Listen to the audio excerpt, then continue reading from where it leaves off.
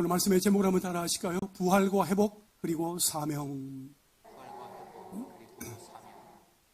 어린 시절 저의 부모님이 즐겨 부르시던 곡이 하나 있었습니다. 낮에나 밤에나 눈물 머금고 내 주님 오시기만 고대합니다.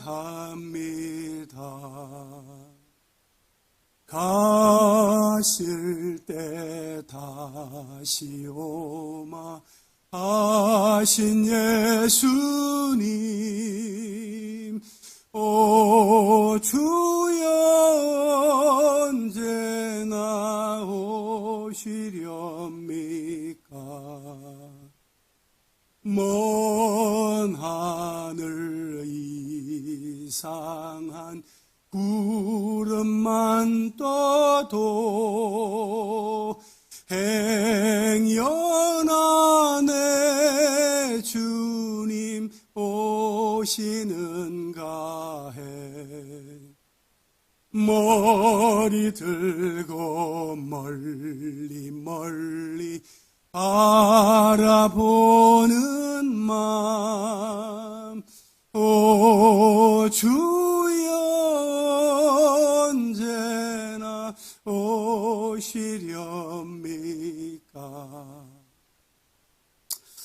이 노래는 우리 교회 어르신들도 잘 아시는 곡이라고 생각이 되어집니다.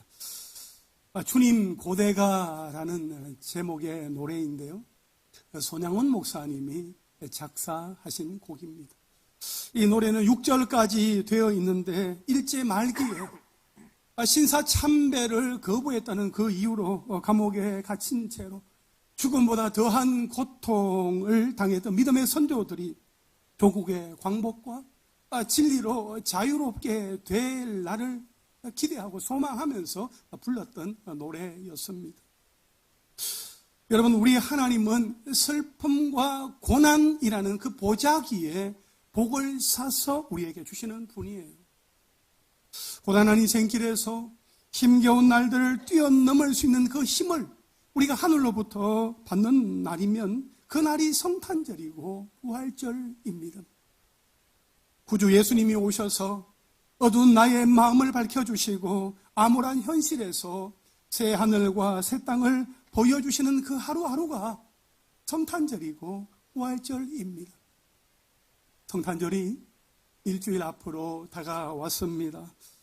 특히 12월 24일 저녁에 성탄 축하의 밤을 앞두고 우리 교회 다음 세대 자녀들이 찬양과 암송과 또 연주와 합창을 준비하고 있습니다. 이런 모습을 보면 어린 시절의 기억이 자동 소환됩니다. 12월 중순경이 되어지면 겨울 방학을 하게 되죠. 겨울 방학을 하게 되면 성탄절이 되기까지 최소한 일주일 정도는 매일 모이다시피 하면서 찬양을 하고 암송도 하고 성극을 준비했더랬습니다.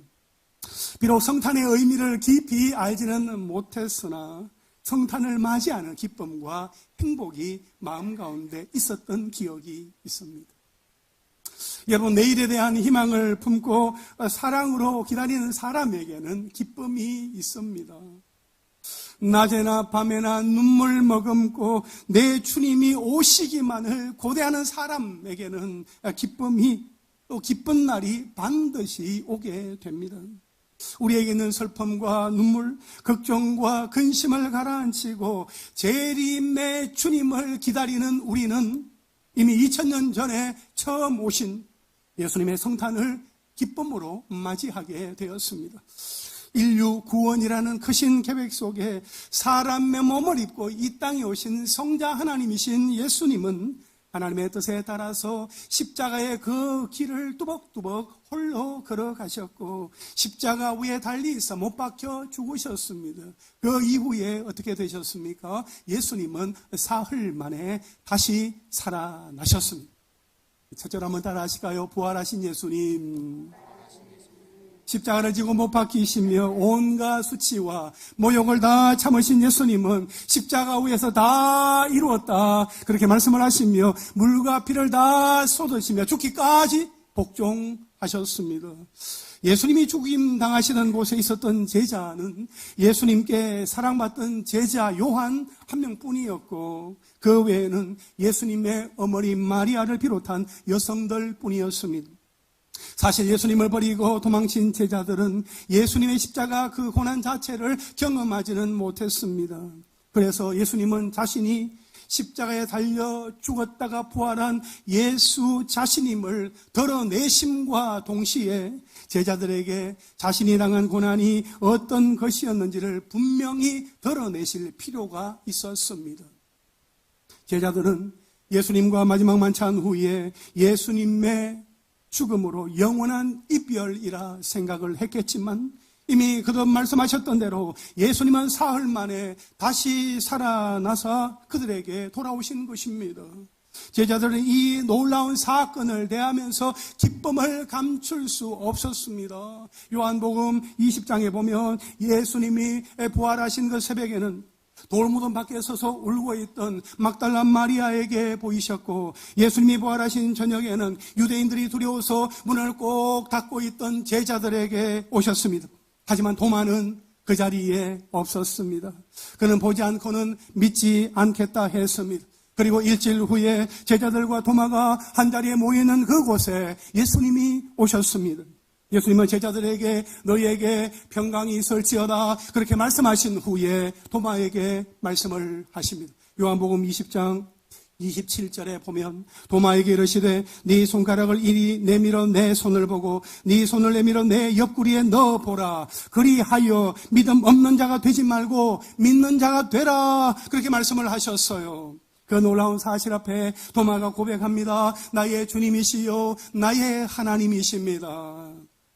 그러자 예수님이 29절에서 말씀을 하십니다. 너는 나를 본고로 믿느냐? 보지 못하고 믿는 자들은 복되도다 라고 말씀을 주셨습니다. 사랑하는 여러분, 예수님은 왜 우리의 구주와 주님이 되시는지 아십니까?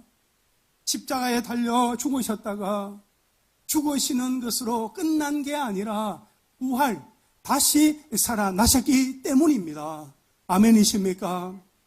만약 예수님이 십자가 위에서 죽으시는 것으로 그냥 끝나버렸다면 모든 것이 그냥 끝나는 것입니다. 한번 죽는 것은 사람에게 정해진 것이니까 예수님의 죽음도 그냥 일반 사람들의 죽음과 똑같은 것이죠. 그러나 예수님은 십자가 위에서 그렇게도 무참히 죽으시는 것으로 끝나시지 않고 성경 말씀대로 사흘 만에 다시 살아나셨기에 저와 여러분 우리의 구주와 주님이 되십니다.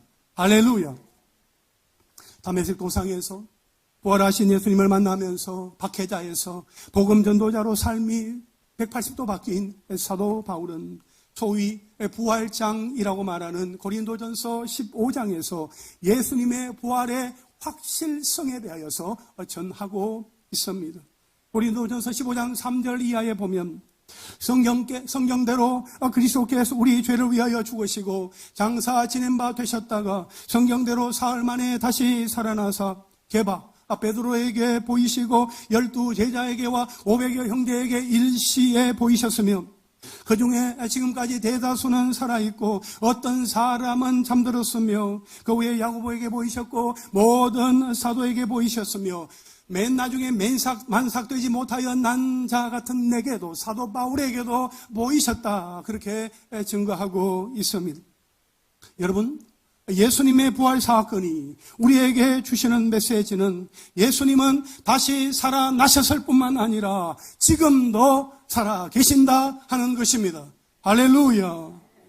주님과 교제한다는 말은 죽었다가 부활하신 주님과의 교제를 말합니다. 우리가 믿고 교제하는 성령은 부활하신 주님의 영으로 우리 안에 거하십니다. 사랑하는 성도 여러분, 십자가 부활의 복음이 여러분 마음 깊이 와 닿아 있습니까? 여러분 마음 깊이 담겨져 있으십니까? 사실 부활의 복음이 내가 강하고 아쉬울 것이 없을 때에는 잘 와닿지 않을 수 있습니다.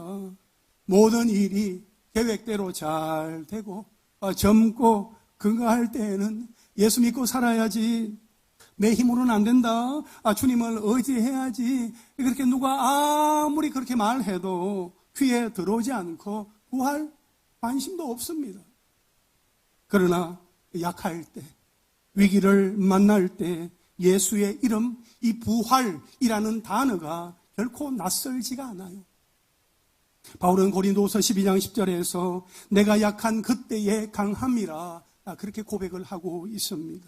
내가 약해져서 더 이상 아무것도 할 수 없고 의지할 수 없는 상태가 되어 있을 때 부활의 복음은 더욱더 강력하게 나에게 다가오게 되는 것입니다. 사랑하는 여러분, 지난 3년간 코로나19 팬데믹의 공포가 온 세상을 뒤덮었습니다.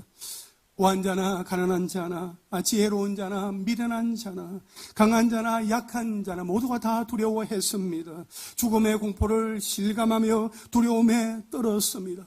이 죽음의 두려움은 쉽게 사라지지 않습니다. 여러분, 죽음의 두려움을 이기는 백신은 오직 하나, 예수 그리스도의 십자가 부활 복음밖에 없다 하는 것입니다. 죽음을 이기신 예수 그리스도와 함께 살아가는 그 삶이 우리에게 있어서 유일한 백신입니다. 기억하십시오. 우리가 규칙적으로 정기적으로 함께 모여 사모하는 마음으로 예배하고 기도하며 하나님 앞에 나아가는 것이 백신 중에 백신입니다. 죽음의 두려움을 이기고 생명의 충만함으로 살아가는 그 힘은 예배를 통해 주어집니다. 예배를 통해서 부활의 확신을 붙들면 우리의 심장이 뜨겁게 작동하게 되는 것입니다. 우리가 부활하신 예수님의 메시지를 붙들고 거룩한 공동체 안에 머무르고 있다고 하는 것이 얼마나 큰 복인지 모릅니다.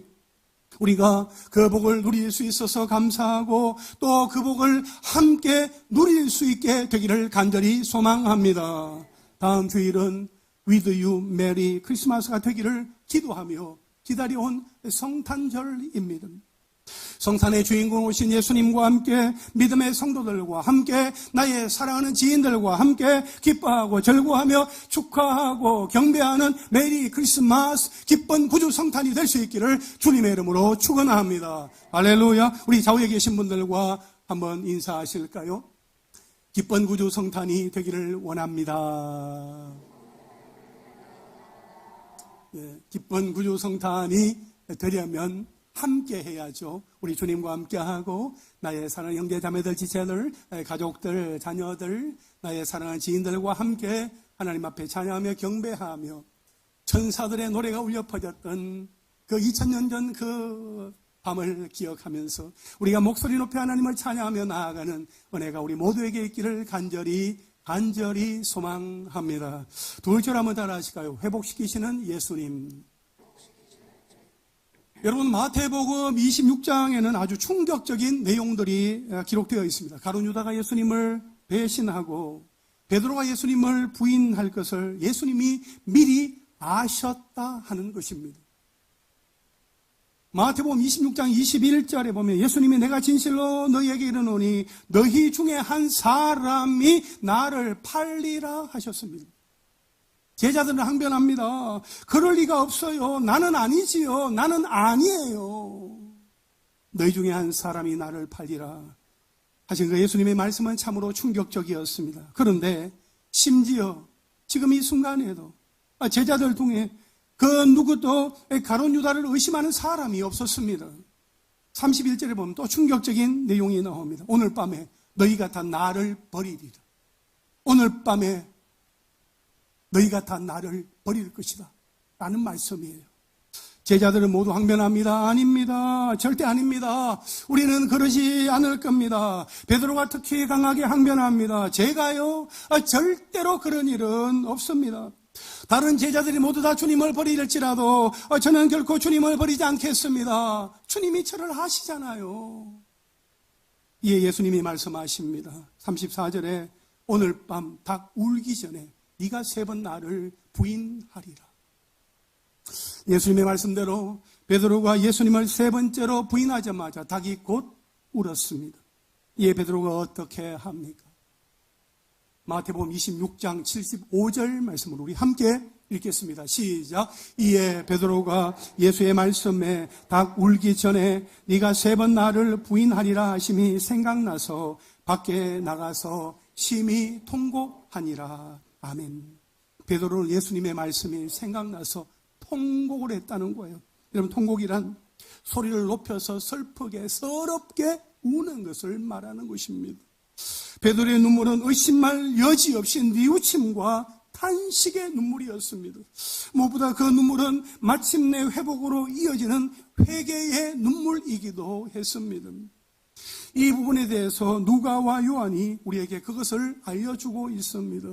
누가는 예수님이 베드로의 믿음을 위해서 기도하셨다 하는 것을 말하고, 요한은 예수님이 베드로의 그 사랑, 그 마음 가운데 담겨있는 사랑을 어떻게 확인하셨는지를 보여주고 있습니다. 바로 이러한 요소들이 베드로의 회복을 이끌어 주었던 열쇠다라고 말할 수 있어요. 누가복음 22장 31절과 32절에서 예수님은 베드로의 믿음을 위해 기도하셨습니다. 시몬아 시몬아 보라 사탄이 너희를 밀가부르듯 하려고 요구하였으나 그러나 내가 너를 위하여 네 믿음이 떨어지지 않기를 기도하였노니 너는 돌이킨 후에 내 형제를 굳게 하라 말씀을 하셨어요. 예수님의 기도는 확실하게 응답이 되었습니다. 물론 베드로의 호언장담은 실패했습니다. 베드로의 용기도 실패했습니다. 하지만 베드로의 믿음은 떨어지지 않았습니다. 실패하지 않았습니다. 베드로의 믿음이 실패하지 않도록, 떨어지지 않도록 예수님께서 기도해 주셨기 때문이었지요. 우리가 다 알다시피 베드로는 자신을 믿어도 좋다고 생각을 했습니다. 자신은 절대로 예수님을 실망시키지 않을 거라고 큰 소리 쳤습니다. 베드로는 예수님을 대신해서 감옥이라도 들어갈 기세였습니다. 베드로는 예수님을 위해서 목숨이라도 내놓을 기세였습니다. 내가 예수님을 부인한다고요? 그것도 3번씩이나요? 그런 일은 없을 겁니다 하고 장담을 했었습니다. 하지만 그는 완전히 수치를 당하고 망연자실하면서 통곡할 수밖에 없었습니다. 그때 베드로는 예수님을 생각했습니다. 여전히 예수님은 그에게 있어서 믿을 수 있는 분이었습니다. 예수님은 베드로의 믿음을 위해서 기도하셨을 뿐만 아니라 예수님을 향한 그의 사랑을 확인하셨습니다. 오늘 본문에 기록이 되어 있습니다. 베드로와 그의 일행이 예수님의 말씀대로 디베라 바다에서 그물을 내려서 153마리의 물고기를 가득 잡게 되는 또 하나의 기적을 경험하고 예수님이 준비하신 그 아침 식사를 마친 이후에 아마도 그들이 디베라 호수 반대쪽으로 걷고 있을 때에 예수님은 베드로에게 3번의 질문을 하십니다. 사실 똑같은 질문을 1번, 2번, 3번 하신 거죠. 베드로야, 네가 나를 사랑하느냐 하는 질문이었습니다. 이것은 예수님과 베드로가 나란히 걸으면서 대화 중에 있었던 일인 것 같습니다. 요한복음 21장 20절에 베드로가 돌이켜 예수께서 사랑하시는 그 제자가 따르는 것을 보니라는 이 말씀 때문입니다. 이 말씀은 예수님과 베드로가 나란히 걷고 있었고 요한은 바로 그 뒤에 있었기 때문에 오직 요한만이 예수님과 베드로 사이의 그 대화를 들을 수 있었다 하는 것을 암시하고 있는 것입니다. 물론 이 장면이 정말 그러했는지 확인할 수는 없습니다. 이 대화가 모든 제자들이 듣고 있는 가운데 오갔으며 그 후에 예수님이 다시 나를 따르라 말씀하셨을 수도 있기 때문입니다. 어쨌든 이 장면이 어떻게 전개되었든지 간에 왜 요한만 이 베드로의 회복에 대한 이야기를 우리에게 들려주고 있느냐 하는 이것이 참으로 궁금합니다. 왜 요한만일까요? 그것은 예수님을 제외하고 요한이 베드로의 실패를 목격한 유일한 증인이었기 때문입니다. 요한복음 18장에 보면 예수님이 겟세마네 동산에서 군병들에게 잡혀 결박된 채 끌려가셨습니다. 베드로와 한 제자가 예수님을 따라갔습니다. 이 제자는 대제사장과 안면이 있어서 예수님을 따라 곧장 그 대제사장의 집 그 안뜰까지 들어갔습니다. 하지만 베드로는 밖에서 기다려야만 했습니다. 대제사장과 안면이 있던 그 제자가 다시 나와서 그 문을 지키고 있던 여종에게 말하고 베드로를 데리고 다시 안으로 들어가게 되었습니다. 이 또 다른 제자가 사도 요한이었을 것으로 추정됩니다. 여러분, 요한이 그곳에 있었습니다. 요한은 그곳에서 베드로가 저주하며 예수님을 부인하는 섬뜩한 장면을 보았습니다. 요한은 베드로가 예수님을 부인하는 그 모습을 실제로 보았던 겁니다. 베드로가 예수님을 알지도 못한다고 큰 소리로 말하는 것을 직접 들었습니다. 그렇게 부인했던 예수님을 다시 만나기까지 베드로의 마음이 어떠했을까요? 예수님을 3번씩이나 부인하고 저주했던 그 부끄럽고 끔찍했던 밤이 지나가고 부활하신 예수님을 다시 한 열흘 만에 이렇게 만나게 된 이날, 예수님과 베드로 사이에 있었던 그 대화를 사도 요한이 우리에게 들려주고 있는 것입니다. 15절에 중반절에 보면 요한의 아들 시몬아, 네가 이 사람들보다 나를 더 사랑하느냐. 16절에 또 두 번째 이르시되 요한의 아들 시몬아, 네가 나를 사랑하느냐 하시니.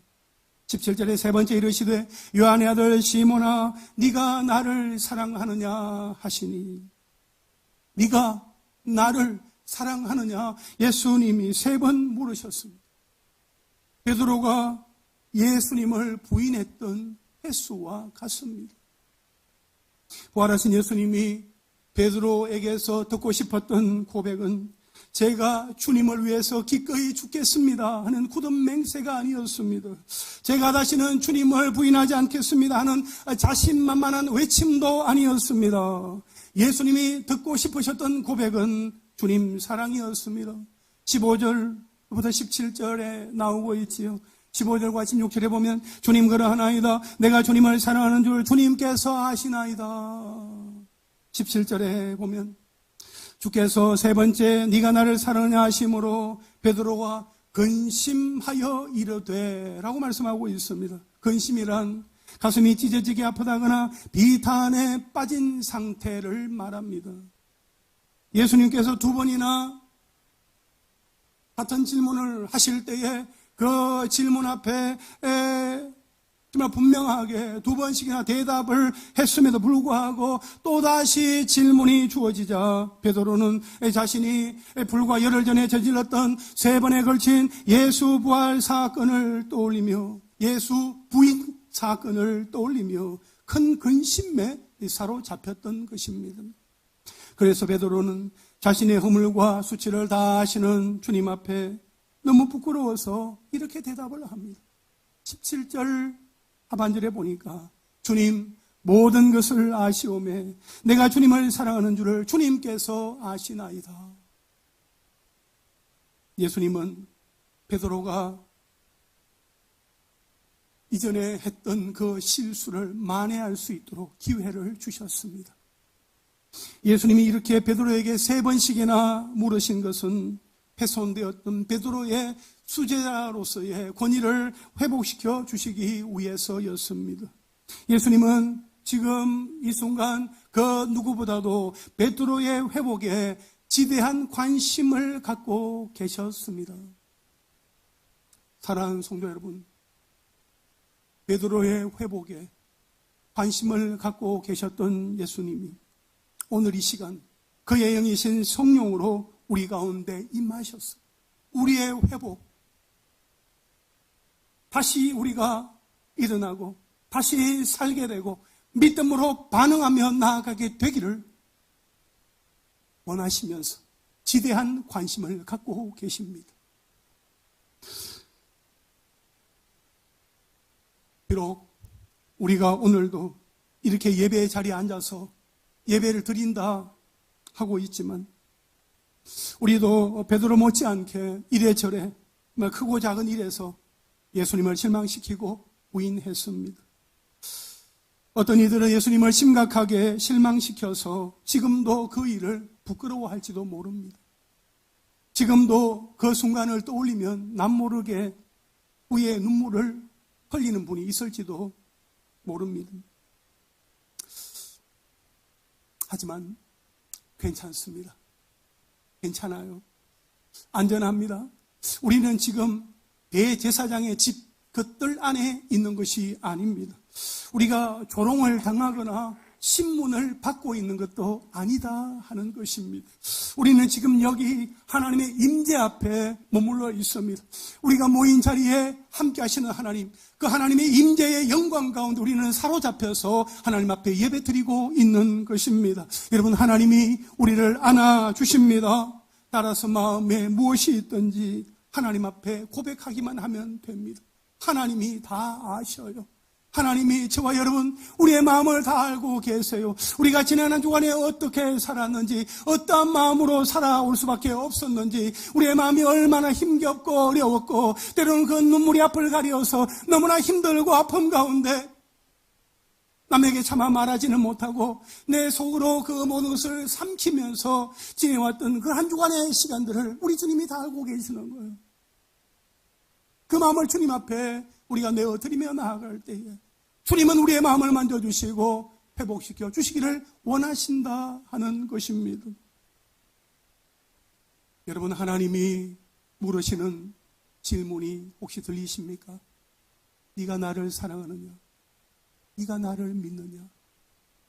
네가 나를 사랑하느냐? 네가 여전히 나를 믿고 있느냐? 나의 사랑의 고백을 들으시는 하나님께서 우리의 고백 가운데 우리 한 사람 한 사람을 회복시켜 주시고 날마다 때마다 새롭게 하여 주시는 줄 믿습니다. 제가 참 좋아하는 성경 구절 가운데 하나가 시편 23편 3절인데요. 내 영혼을 소생시키시고 자기 이름을 위하여 의의 길로 인도하시는 도다입니다. 내 영혼을 소생시키신다고 했어요. 리스토어, 회복시키신다는 것이죠. 하나님은 우리의 마음이 상하고 깨어져 있을 때, 찢어지고 부서지고 아파 있을 때에 그냥 두지 아니하시고 다시금 회복시켜 주시는, 소생시켜 주시는 하나님이시다 하는 것입니다. 자기 이름, 그분의 이름을 위하여 우리를 그분의 길로, 의의 길로 인도하여 주시는 너무나 좋은 하나님이시기 때문에 우리의 마음 가운데 상처가 있고 아픔이 있고 눈물이 있고 어려움이 있고 고통이 있고 때로는 절망스러운 순간에도 낙심하고 절망할 것이 아니라 우리가 할 수 있는 것은 주님께로 나아가는 것입니다. 내 마음을 토해놓는 것입니다. 주님, 내가 여기에 있습니다. 내 마음이 이렇습니다. 나를 받아 주시옵소서 하는 마음으로 나아갈 때에 주님은 우리를 만나주시고 우리의 마음을 만져주시고 회복시켜 주시고 새롭게 하여 주시는 줄 믿습니다.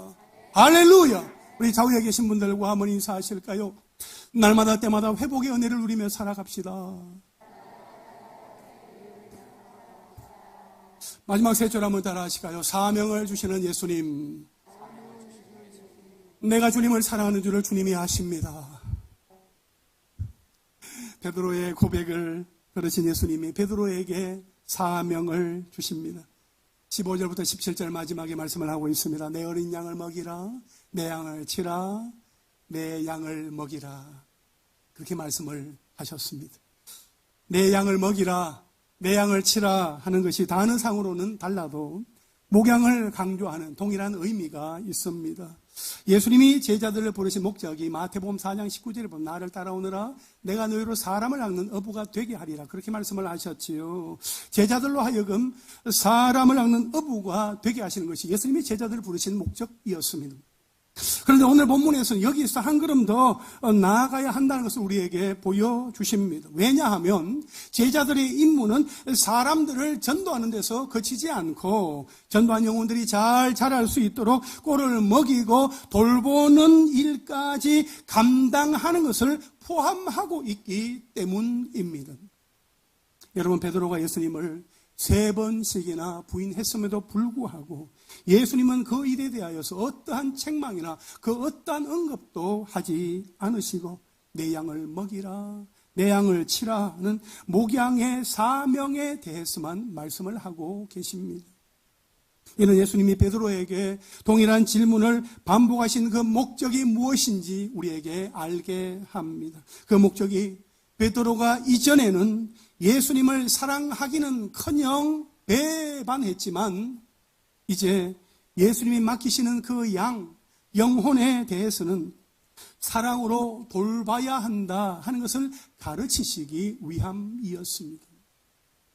베드로전서 5장 2절부터 4절까지 말씀을 우리 함께 읽겠습니다. 시작. 너희 중에 있는 하나님의 양무리를 치되 억지로 하지 말고 하나님의 뜻을 따라 자원함으로 하며 더러운 이득을 위하여 하지 말고 기꺼이 하며 맡은 자들에게 주장하는 자세를 하지 말고 양무리의 본이 되라. 그리하면 목자장이 나타나실 때에 시들지 아니하는 영광의 관을 얻으리라. 아멘. 여러분 여기에 보면 하나님의 양무리를 치되 억지로 하지 말고 하나님의 뜻을 따라 자원함으로 해라. 더러운 이득을 하지 말고 기꺼이 하고 양무리의 본이 되라. 그러면 시들지 아니하는 영광의 관을 얻게 된다. 이렇게 말씀을 하고 있어요. 여러분 이 말씀을 읽을 때 여러분의 마음에 어떤 생각이 드십니까? 이 말씀은 목사님 같은 목회자들이 마음 가운데 이 말씀을 붙들고 또 목양에 힘써야 되는 거구나. 목사님이 그렇게 하시니까 나는 그냥 있어도 괜찮겠구나 라는 그런 생각이 혹시 여러분 마음 가운데 드십니까? 여러분 하나님이 우리를 구원하신 이유는 또 다른 영혼을 살리고 그들을 돌보고 그들이 잘 세워지도록 하기 위해서 하나님은 우리를 죄에서 건져주신 것입니다. 여러분 저 혼자서는 할 수 없습니다. 우리 교역자들만으로도 부족합니다. 나는 이제 그만할래요. 할 수 없어요. 나는 못해요. 다른 사람을 세우세요. 그렇게 말하기보다는 우리가 더불어 마음을 같이 하여서 우리 하나님께서 우리 교회 공동체 가운데 행하실 그 일들을 기대하면서 수고하고 애쓰며 헌신할 때에 하나님께서 우리 교회 가운데 행하시는 하나님의 부흥, 하나님의 진정한 역사를 우리가 다 함께 보게 될 줄로 믿습니다. 오늘 직분자 및 사역자 임명식을 위해서 유인물을 준비하여서 여러분들에게 나누어 드렸습니다. 아마 주보 안에 이렇게 삽지가 되어 있어서 이게 뭔가 하고 여러분 한번 보셨을 겁니다. 여러분 여기에 보면 우리의 이름이 있습니다. 우리의 이름이 한 번은 다 들어가 있습니다. 우리의 이름이 여기에 있다는 것은 내가 지금 살아있다는 것이고 나에게 주어진 역할과 사명이 남았구나 하는 그런 의미가 있는 것입니다. 따라서 그냥 예배 한번 드리는 것으로 끝나지 마시고 내가 돌아보고 섬기며 충성함으로 또 다른 영혼이 하나님께로 돌아오게 되는 것을 함께 볼 수 있게 되기를 간절히 바랍니다. 다음 주 With You 메리 크리스마스. 이 With You 메리 크리스마스가 우리 모두에게 그 출발점이 될 수 있기를 간절히 소망합니다. 마지막으로 오늘 18절, 19절 말씀 함께 읽겠습니다. 시작. 내가 진실로 내게 이르노니 네가 젊어서는 스스로 띠띠고 원하는 곳으로 다녔거니와 늙어서는 내 팔을 벌리리니 남이 네게 띠띠우고 원하지 아니하는 곳으로 데려가리라. 이 말씀을 하시면 베드로가 어떠한 죽음으로 하나님께 영광을 돌릴 것을 가리키심이로라. 이 말씀을 하시고 베드로에게 이르시되 나를 따르라 하시니. 아멘. 여러분 이 말씀은 베드로의 그 인생의 마지막에 어떻게 될 것인지 그리고 그가 어떠한 죽음으로 하나님께 영광을 돌리게 될 것인지를 깨닫게 하시면서 베드로에게 베드로야 너는 나를 따르라 하시는 말씀인 것입니다. 사실 이전에 예수님을 두 번 다시 뵐 면목이 없을 정도로 부끄러운 실패를 경험했던 베드로가 이후에는 예수님이 맡기신 그 사명에 충성스럽게 순종하였습니다. 전성에 의하면 베드로는 예수님이 부활하신 이후에 사도로서 초대 교회를 이끌었으며 본도와 갑바도기아, 아시아 및 비두니아 등지를 다니면서 활발하게 복음을 전하는 사역을 감당했으며, 그리고 그의 인생의 말년에는 로마에 들어가서 복음을 전하다가 AD 64년경 네로 황제의 박해 때에 지금의 바티칸 그 언덕에서 본인의 어떤 요청에 의하여서 십자가에 거꾸로 매달려 순교했다고 합니다. 사랑하는 성도 여러분, 여러분의 인생의 마지막이 어떻게 되어지기를 원하십니까? 이 땅에서 하나님께서 허락하신 그 연수를 살아가다가 그 마지막에 어떻게 마무리하기를 원하십니까? 예수님의 제자로서 자기를 부인하고 자기의 십자가를 지고 예수님을 따라 산다는 것이 반드시 순교로 마무리되어져야 한다라고 말하는 것은 아닐 것입니다. 하지만 AD 4세기경에 활동한 서방교회 교부 암브로시우스가 주께서 그 악한 종들을 위하여 죽으셨는데 우리가 선하신 주를 위해서 죽는 것은 당연하다라고 말했던 것처럼 우리의 인생이 예수님을 위해 살고 예수님을 위해서 우리에게 맡겨진 사명을 감당하다가 예수님을 위해서 죽을 수만 있다면 이보다 더 귀한 복, 이보다 더 귀한 삶이 어디에 있겠습니까? 여러분은 어떻게 사시겠습니까? 하나님 앞에서 어떻게 여러분의 인생을 마무리하시겠습니까? 그 다짐과 결단은 여러분의 몫입니다. 말씀을 마치겠습니다. 오늘 설교의 마무리는 우리의 마음의 다짐과 결단을 찬양에 담아서 하나님 앞에 올려드리겠습니다. 내 마음에 주를 향한 사랑이, 우리 함께 찬양 드리고 기도하겠습니다.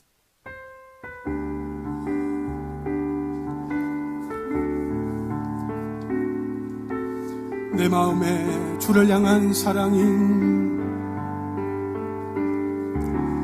내 마음에 주를 향한 사랑이,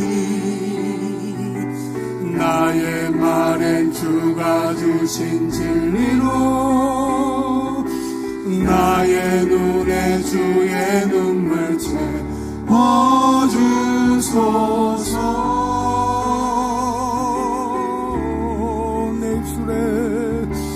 내 입술에 찬양의 향기가, 두 손에는 주를 닮은 섬김이, 나의 삶에 주의 흔적 남게 하소서.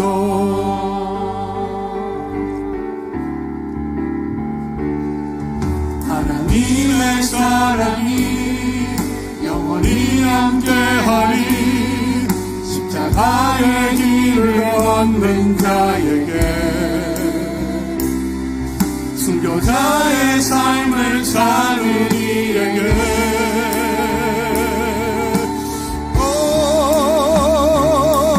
조롱하는 소리와 세상 유혹 속에도 주의 순결한 신부가 되리라.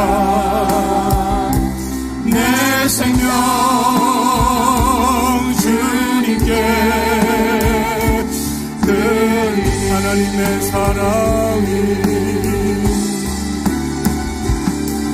하나님의 사랑이 영원히 함께하니, 십자가의 길을 걷는 자에게, 순교자의 삶을 사는 이에게,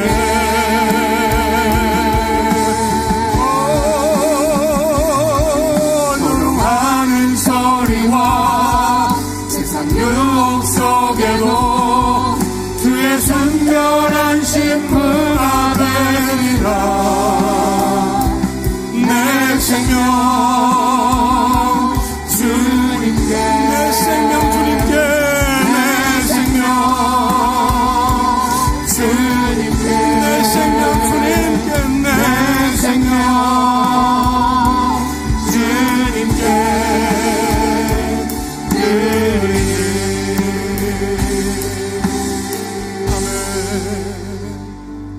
여러분, 예수님께서 우리를 사랑하사 우리를 위하여 하신 일이 무엇입니까? 예수님은 우리를 살리시기 원하셔서 우리의 죄를 대신 지고 십자가를 지고 가시고 십자가 위에 못 박히사 죽으셨습니다. 그리고 사흘 만에 다시 살아나셨습니다. 부활하신 예수님이 베드로에게 찾아가셨습니다. 세 번 예수님을 부인했던 베드로의 회복에 예수님은 지대한 관심을 갖고 계셨기 때문입니다. 베드로에게 가셔서 베드로의 그 마음을 확인하시고 그 마음을 사랑하신 예수님은 베드로에게 사명을 주셨습니다. 그에게 사명을 맡기셨어요. 부활하신 주의 영이신 성령께서 우리 가운데 함께하여 주시면서 성령은 날마다 때마다 우리와 함께 하시는 가운데 우리의 회복에 관심을 가지고 계십니다. 하나님께서 우리에게 맡기시는 그 사명을 깨닫게 하여 주시고 그 사명 앞에 믿음으로 반응하며 나아가기를 원하고 계십니다. 여러분, 우리가 어떻게 해야 할까요? 어떻게 살아가야 할까요? 우리의 인생의 마지막을 어떻게 마무리하기를 원하십니까? 조롱하는 소리와 세상 유혹 앞에서도 나는 주님의 순결한 신부가 되기를 원합니다. 내 생명을 주님께 내어드립니다. 그렇게 다짐하고 결단하는 가운데 주님, 내가 여기에 있습니다. 내가 여기에 앉아 있습니다. 올해도 나와 함께 하시고 나를 사용하여 주셨던 것처럼 2023년 새해에도 나와 함께 하여 주시고 나와 동행하여 주시고 나를 이끌어 주시고 나를 사용하여 주시옵소서.